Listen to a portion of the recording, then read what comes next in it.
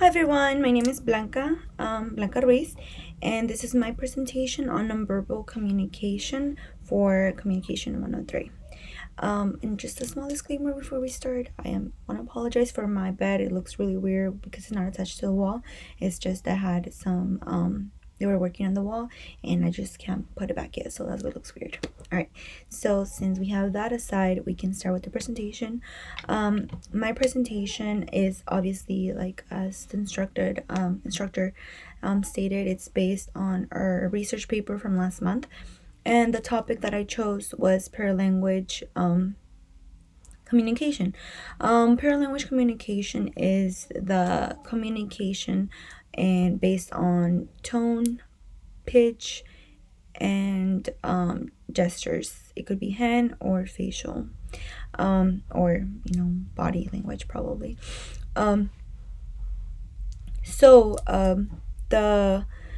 the way paralanguage works is obviously it's pretty obvious, is through communication with your words, but it's based on how you transmit that message based on the tone, the pitch of your voice, and the gestures that you use.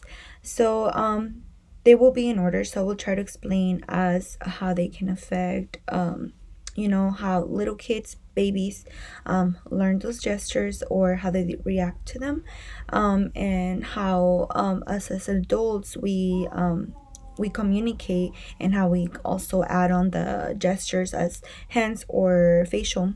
And I also added, I researched an article on how paralanguage is also used in the medical field, and I really liked reading it since I'm also kind of in there, so I was a little familiarized with that. So I really wanted to learn more about it. So it could be, it's also for adults, you could say, but it's very interesting as well how paralanguage is basically used in everything. So as article from child development, I found, it's called Development in Children's Interpretation of Pitch Cues to Emotions by Carolyn Quim and Daniel Swingley. So in their article, what was based is that babies tend to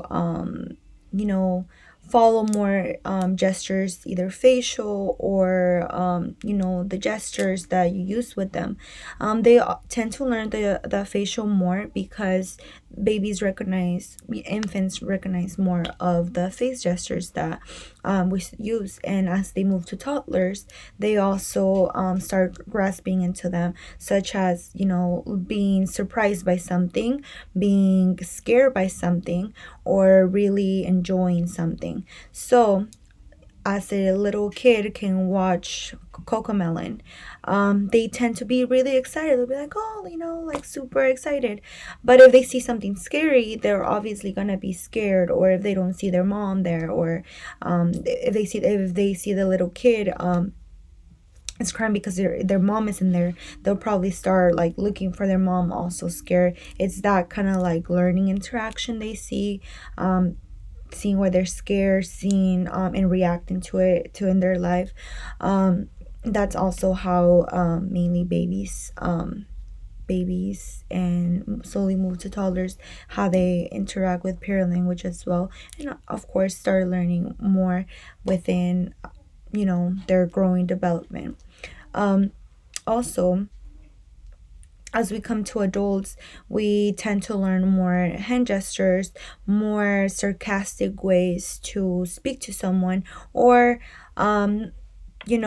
try to send a message, and then we can react differently because we notice the change. So one example would be as I just dyed my hair and I am very excited about it. I tell, oh, look at my hair, I just dyed it brown. And my friend just kind of looks like this. Oh yeah, it looks really nice. So with that, I can see two things. So she kind of shows like the gesture in the face that she's kind of like not liking my hair. And also in her tone of voice, it sounds like she's not very like she's basically doesn't like it. You can see it. And that can cause a person to, as me, as I'm, like the one that dyed the hair, I could feel hurt because the way she said it, the way she, I saw her face, and that can sometimes create conflict, not necessarily all the time within one person to one person, but also just within oneself. And that's also something that is mentioned in I'm sorry, I read through an article called Embodied Meaning, a Systematic Functional Perspective on Paralanguage by Martin Sepavigna. So it was a really good information, how sometimes people pass on a message, but they don't really mean it, basically. And the medical portion of the example was the article Paralanguage and Medical Education by Michaela Jackson and Pablo.